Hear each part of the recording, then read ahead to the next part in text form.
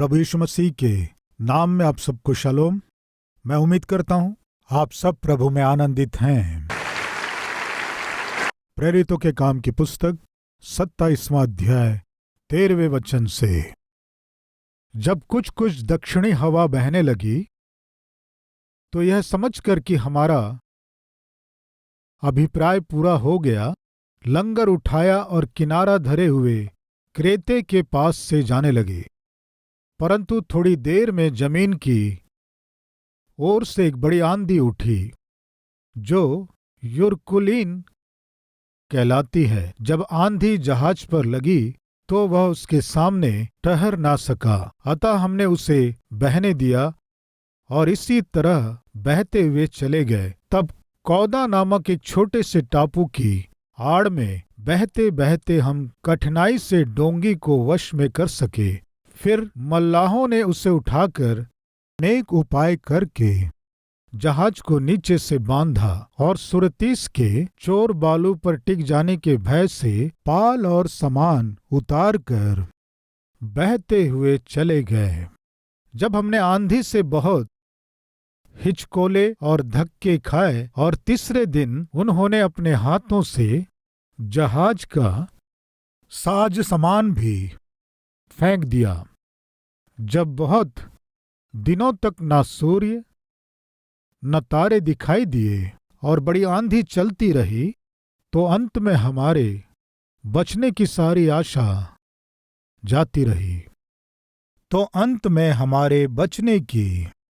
सारी आशा जाती रही। जब बहुत दिनों तक न सूर्य न तारे दिखाई दिए और बड़ी आंधी चलती रही, तो अंत में हमारे बचने की सारी आशा जाती रही। प्रियो, पौलुस जिसमें यात्रा कर रहा था वो जहाज खतरे में पड़ गया। कौन है पौलुस? पवित्र व्यक्ति है, पवित्र परमेश्वर की सेवा कर रहा था। पाप में पड़कर नाश होते हुए लोगों को बचाना है, परमेश्वर के वचन का प्रचार करना है, ये सोचकर आशा करने वाला बहुत ही मेहनती क्रूस का सैनिक, परमेश्वर का बहुत ही भय और भक्ति से जीने वाला व्यक्ति। यदि सुसमाचार ना सुनाऊं तो मुझ पर हाय, ये कहने वाला सुसमाचार प्रचारक, यीशु मसीह के सारे चेलों में से भी बहुत अधिक परिश्रम करने वाला ये अद्भुत सेवक, वो जिस जहाज में यात्रा कर रहा था वो खतरे में पड़ गया। ऐसा भयानक खतरा पड़ गया था कि उनके बचने की कोई भी आशा नहीं थी, बचने की बिल्कुल भी आशा नहीं थी। प्रियो, आज हम में से कुछ लोगों में ये सोच है, मैं प्रभु पर विश्वास करता हूं ना, मैं मसीह के लहू में धुले जाकर पवित्र किया गया हूं ना, मैं परमेश्वर का संतान हूं ना, मैं प्रार्थना कर रहा हूं ना, मैं भूखे रहकर उपवास रहकर प्रार्थना करता हूं ना, वचन को पढ़ता हूं ना, नियमित रूप से संगति में जाता हूं ना, मैं अपने साथ और भी लोगों को उद्धार में लाने की कोशिश कर रहा हूं ना, लेकिन मेरे जीवन में क्यों ऐसी आंधी है, बड़ी आंधी। इस तरह यहां लिखा है, हम देखे हैं ना, जब बहुत दिनों तक न सूर्य न तारे दिखाई दिए, एक बड़ी आंधी हमारे जहाज पर लगी। यहां हिंदी में हम देखते हैं बड़ी आंधी लिखा हुआ है, लेकिन यही तूफान है। तूफान उठ गया। ये तूफान जहां ये लोग यात्रा कर रहे थे उसी प्रांत में था। जिस मंजिल तक उन्हें पहुंचना है, पहुंचने से पहले ही उनके यात्रा में रुकावट बनते हुए वे मंजिल तक पहुंच ना पाए, उन्हें बहुत ही खतरे में डाल दिया। आज हम में से कुछ लोग प्रारंभ किए हैं, पढ़ाई को प्रारंभ किए हैं, बड़ी आशा के साथ कोशिशें प्रारंभ किए हैं। कौन सी कोशिशें वो केवल आप जानते हैं, लेकिन कोशिश प्रारंभ किए हैं, बड़े विश्वास के साथ आत्मिक यात्रा को प्रारंभ किए हैं, अपने परिवार को प्रारंभ किए हैं। हाल ही में शादी हुई है, विवाह के जीवन को प्रारंभ किए हैं, कॉलेज में आप ज्वाइन हुए हैं, कॉलेज की पढ़ाई को प्रारंभ किए हैं, और वैसे ही परमेश्वर की दया से आप नौकरी पाकर नौकरी में ज्वाइन हुए हैं, नए नए घर में आप प्रवेश किए हैं, व्यापार प्रारंभ किए हैं। प्रारंभ तो अच्छा है, लेकिन शांति के साथ आपकी यात्रा प्रारंभ होकर जब आगे बढ़ रही थी, अचानक तूफान आ गया, अचानक विपत्ति आ गई, अचानक बड़ी आंधी आ गई। आपके परिवार में, आपके काम में, आपके व्यापार में समस्या आ गई। वो आपको भयभीत कर दी, आपके आसपास के सारे वातावरण को अंधकार में बदल दी। क्या करना समझ में नहीं आ रहा है, कुछ भी सूझ नहीं रहा है। एक बार सोचिए, समुद्र के बीच में जब जहाज है, तूफान के द्वारा जहाज हिचकोले खा रहा था, कोई भी क्या कर सकता है बताइए? वे किस तरह उस आंधी को रोक सकते हैं? वे किस तरह बड़ी जोर से उठ रहे उस आंधी को कंट्रोल कर सकते हैं? उनके हाथ में कुछ है कहेंगे क्या? बताइए, कुछ नहीं है। आज आपकी स्थिति भी बिल्कुल ऐसी ही है। समस्याएं जो उठ रही हैं, उन्हें कंट्रोल करने का उपाय आपके पास है क्या? आप आगे ना बढ़ सको, शांति से आप सो ना सको, कम से कम पेट भर खा भी ना सको, ऐसे भयभीत करने वाली समस्याओं को दूर कर पाने वाली शक्ति आप में है क्या? नहीं है। ऐसे समय में हमें किनारे पहुंचना है तो क्या करना है? जीवन के प्रति ही आशा जा चुकी है तो, जीवन के प्रति ही निराशा आपके ऊपर छा गई है तो, तब आप कह सकते हैं मैं क्यों जी रहा हूं समझ में नहीं आ रहा है, मैं क्यों जिंदा हूं मुझे समझ में नहीं आ रहा है, क्यों नौकरी कर रहा हूं मुझे समझ में नहीं आ रहा है, मैं क्यों कोशिश कर रहा हूं समझ में नहीं आ रहा है, मैं ये व्यापार क्यों कर रहा हूं समझ में नहीं आ रहा है। समझ में ना आने वाली स्थिति में से आप गुजर रहे हैं तो क्या करना है? प्रिय भाई और बहनों, आत्मिक लोगों के जीवन में भी कष्ट आते हैं, आत्मिक लोगों के जीवन में भी क्लेश आते हैं, आत्मिक लोगों के जीवन में भी खतरे से भरे हुए परिस्थितियां आती हैं। पाप करने से ही खतरे आते हैं क्या? पाप करने से ही दुर्घटनाएं होती हैं क्या? पाप करने से ही बीमारियां होती हैं क्या? पाप करने से ही हम पर विपत्ति आती है? नो, ये सत्य नहीं है। यस, पाप की मजदूरी है, वो मृत्यु है। उस मृत्यु तक पहुंचाने के लिए रास्ते बहुत से हैं, लेकिन जब हम आत्मिक जीवन में आगे बढ़ते हैं, जिनका हम सामना करते हैं, सारी समस्याएं पाप के कारण नहीं है, परखे जाने के लिए भी आ सकते हैं। पौलुस जब जलन के साथ सुसमाचार की सेवकाई को कर रहा था, अन्याय से पौलुस को गिरफ्तार किए।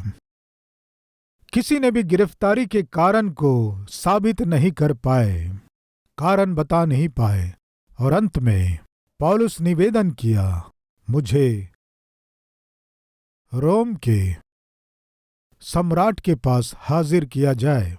मैं बेगुनाह हूं, मैं साबित करूंगा, मेरा यहां न्याय नहीं हो रहा है। जब इस तरह उनसे कहा, जिन अधिकारियों ने इस बात से सहमति दिखाई, उसे रोम ले जा रहे थे। इस तरह ले जाने की प्रक्रिया में उसे जहाज में ले जा रहे थे। वो परमेश्वर की मर्जी कर रहा था। जब परमेश्वर की मर्जी को कर रहा था, तूफान आ गया। आज हम में से कुछ लोग सेवा करने वाले होंगे, सेवाकाई करने वाले होंगे, सेवा में भाग लेने पर भी, विश्वास योग्यता से सेवा करने पर भी, परमेश्वर के लिए जलन से जीने पर भी बहुत से आंधी तूफान, बहुत सी रुकावटें, बहुत से विरोध, बहुत से संकटों का सामना करना पड़ सकता है। अद्भुत आत्मिकता में आगे बढ़ने पर भी, सेवा में जलन से आगे बढ़ने पर भी आज आपका जीवन इधर उधर धक्के खा रहा है। परिवार में समस्याएं, आर्थिक समस्याएं, स्वास्थ्य की समस्या, रिश्तेदारों से समस्या, कई तरह से आपका जीवन इधर उधर धक्के खाने से आपकी समस्या को दूर करने के लिए आपके बैंक बैलेंस को खाली कर रहे हैं। आपकी समस्याओं से बाहर निकलने के लिए आपके घर की कीमती वस्तुओं को आप बेच रहे हैं। घर बेच दिए, जमीन बेच दिए, कार बेच दिए, खेत बेच दिए, बाइक बेच दिए, सोना भी बेच दिए, क्योंकि उस समस्या से किसी भी तरह बाहर निकलना है। उस दिन जहाज को डूबने से बचाने के लिए वे लोग क्या किए जानते हैं? जहाज में जो सामान थे उन्हें समुद्र में फेंक दिए। किसी भी तरह बचना है, कोशिशें। फिर से पढ़ रहा हूं 18वां वचन। जब हमने आंधी से बहुत हिचकोले और धक्के खाए तो दूसरे दिन वे जहाज का माल फेंकने लगे। प्रिय, जिस मकान को आपने खुशी से खरीदे उसे बेच दिए। बहुत ही पसंद करके जिस कार को खरीदे उसे भी बेच दिए। जो आपको बहुत पसंद था उस बाइक को भी आपको बेचना पड़ गया। माँ या फिर मायके वाले बहुत प्यार से जो दिए थे, सोने की चूड़ियाँ या सोने का चेन या सोने के आभूषण या कान की बालियां आपको बेचना पड़ गया। कारण क्या है? आप डूब रहे थे। आर्थिक रूप से निर्बल होकर, आर्थिक रूप से कमजोर होकर, डूब रहे परिवार को, डूब रहे परिवार के सम्मान को बचाने की प्रक्रिया में आपके बहुमूल्य वस्तुओं को भी आप खो रहे हैं। हल मिला क्या? समाधान पा सके क्या? चलो अच्छा है, मेरे कष्ट दूर हो गए। कह पा रहे हैं कि सारी कोशिशों को करके, जो कुछ था सब बेचकर भी, जो कुछ मेरा जिसे सोचा सब खोकर भी समस्याएं दूर नहीं हो पाई। कष्ट पीछा नहीं छोड़ रही हैं, आंसू रुक नहीं रहे हैं। यह है आज आपकी समस्या। उस दिन पौलुस जिस जहाज में जा रहा था वो कैसे विपत्ति में फंस गया कहने से अब जीने की आशा भी उनमें बिल्कुल नहीं रही। उस जहाज में यात्रा करने वाले हर एक जन को अंत में क्या लग रहा था जानते हैं? हो गया, अब हमारा काम हो गया, अब बचने का चांस नहीं है, अब मुझसे नहीं होगा। आज हमारे बीच कोई है क्या? अब मुझसे नहीं होगा। मेरी समस्या को मैं दूर नहीं कर पा रहा हूं, मुझसे नहीं हो रहा है, मुझसे नहीं हो रहा है। कहने वाले हैं तो एक बार हाथ दिखाएंगे। हमारे बीच कोई है क्या कहने वाले मुझसे नहीं हो रहा है? तो एक मिनट। एक दिन बहुत से स्टूडेंट्स मिलकर, सारे मित्र मिलकर पिकनिक में गए। कहाँ गए? एक नदी के किनारे पिकनिक में वे लोग गए। आप में कोई पिकनिक गए हैं क्या? जो गए एक बार हाथ दिखाएंगे। ठीक है, आप भी पिकनिक में गए हैं ना? वैसे ही कुछ जवान बच्चे भी पिकनिक में गए, पिकनिक मनाने के लिए गए। वहां जाकर अच्छे से खाना बनाते हैं और खाते हैं। खाने के बाद थोड़ी देर हम खेलेंगे। ये है जो उन्होंने सोचा था। खाने के बाद पास में नदी है ना, स्नान करेंगे सोचकर सब नदी में उतर गए। नदी में तैर रहे थे। इस बीच एक और लड़का नदी में उतरा। सब अच्छे से तैर रहे थे, लेकिन इसे तैरना नहीं आता है। तैरना नहीं आता है, फिर भी सब पानी में गए, इसलिए ये भी पानी में उतर गया। वे लोग तो तैरते हुए अपने सिर को ऊपर किए हुए थे।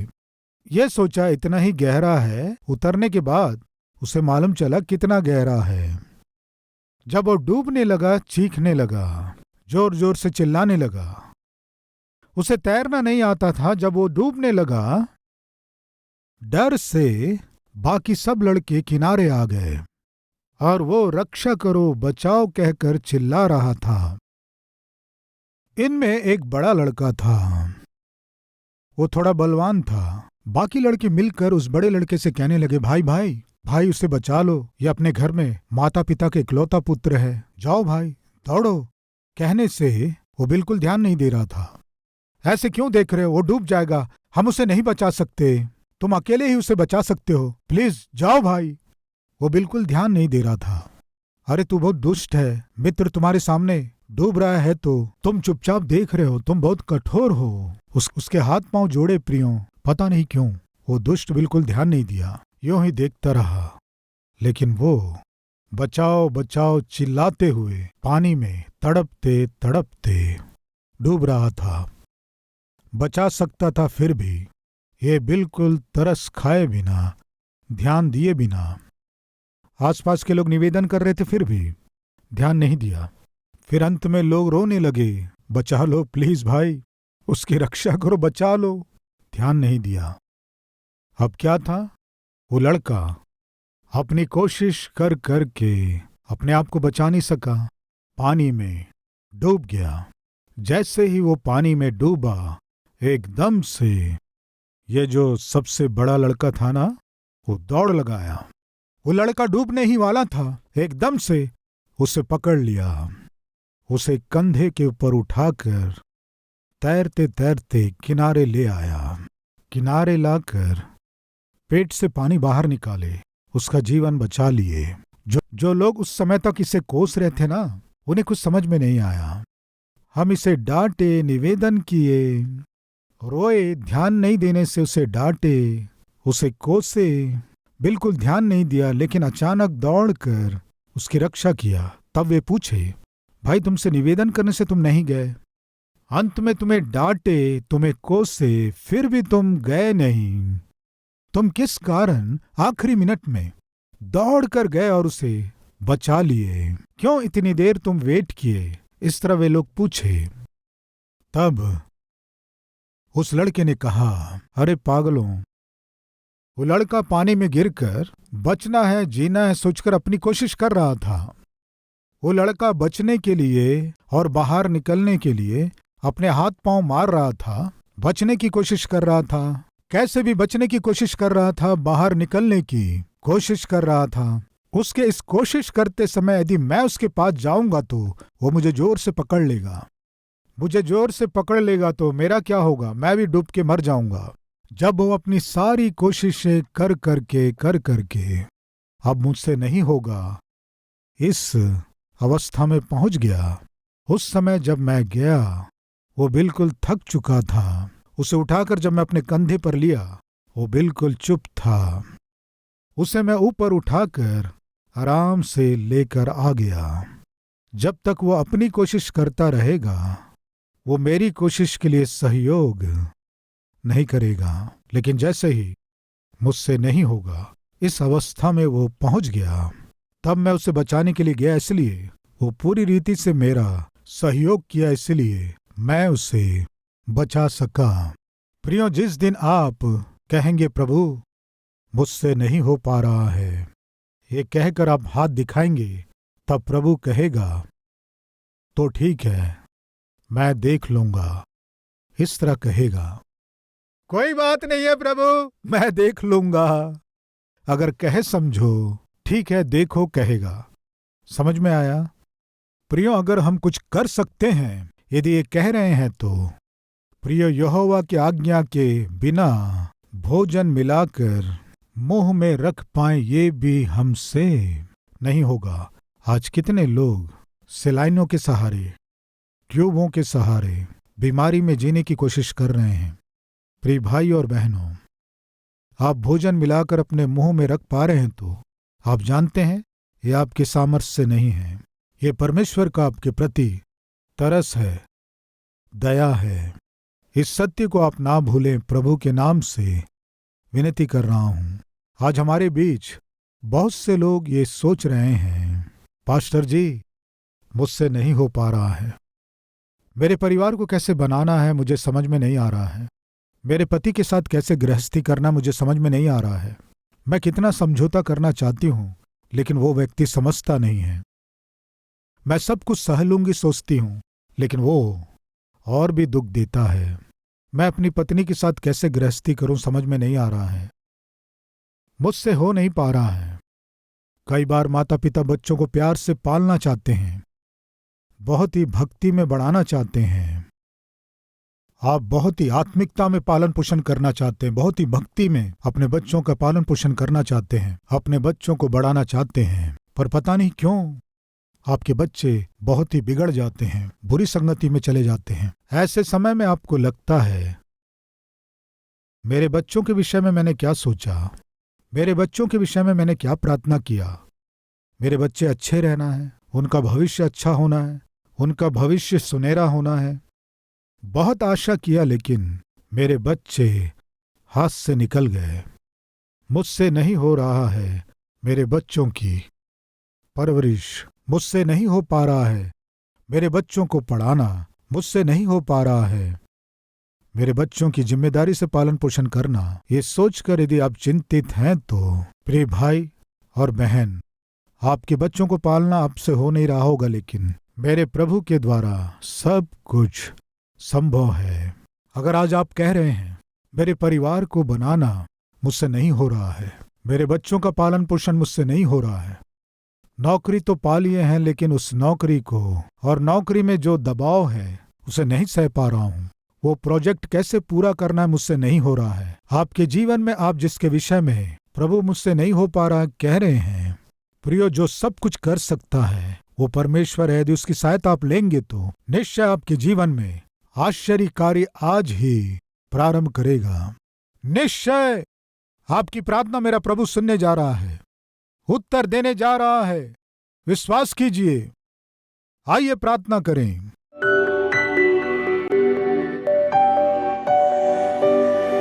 महान पवित्र प्रेमी परमेश्वर पिता, जीवन में कष्ट हो या नष्ट हो, दुख मुसीबतें आए, बीमारियां आए, निराश ना होकर, हताश ना होकर, आपको छोड़े बिना पिता आपका हाथ थामकर आगे बढ़ने की आत्मिकता दीजिए। पिता, निराशा को दूर कीजिए, व्याकुलता को दूर कीजिए, बुराई को जीवन से दूर कीजिए। हमें जागृत कीजिए पिता, हमारी आत्मा को जागृत कीजिए, हमारे हृदय को पवित्र कीजिए, हमारे जीवन के हर एक कमी को पिता दूर कीजिए, दूर कीजिए पिता, तेरी इच्छा को पूरी कर सके। धार्मिकता का जीवन हर एक को जीने का सौभाग्य दीजिए पिता। हमारे परिवार के चारों ओर बाड़ा बांध, आत्मिकता में बलवंत कर, अच्छा स्वास्थ्य प्रदान कर, हर एक विषय में हम सबको आशीष दे। आपकी मर्जी हमारे जीवन में पूरी कर, हमारे देश को, हमारे राष्ट्रों को आशीष दे पिता। आपको ही महिमा, आपको ही आदर, आपको ही जलाल युग युग तक मिलने पाए, यीशु के नाम से मांगते हैं पिता, आमीन। प्रिय, अब से आप अपने जीवन से प्रभु को दिखा सके, ऐसे आत्मिक व्यक्ति के रूप में आप बढ़ सकें, मन से चाहता हूं। इस संदेश के द्वारा आपने आशीष पाया है तो लाइक कीजिए और बहुतों को शेयर कीजिए, और उतना ही नहीं, एक कमेंट कीजिए, उसे मैं पढ़ूंगा, प्रभु की महिमा करूंगा। फिर मिलेंगे, तब तक के लिए शलोम।